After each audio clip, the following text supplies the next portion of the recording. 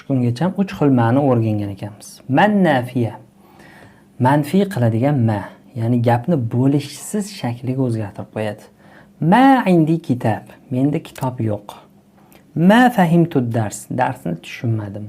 Ma adri. Bilmayman. Bu yerda ma nafiya. Nafiy qiladi. Bo'lishsiz qiladi. Keyingi ma mal istifhamiya. So'roq ma'si. Ma hada bu nima?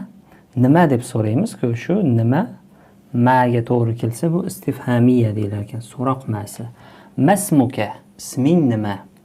Maza taktubu, nima yozyapsan? Bu yerda demak ma'lar istifhomiy deyiladi. Yuqoridagi manfiy, nafiy ma'si, istifhamiy ma, oxirgisi shu bugun o'rganayotganimiz mavsula, bog'lovchi. Akulu ma ta'kulu. Sen yeyotgan narsani yeyapman. Sa'ashtari ma turid. Sen xohlayotgan narsani sotib olaman. Lima taquluna ma la taf'alun. Qilmaydigan narsangizni nima uchun gapirasiz?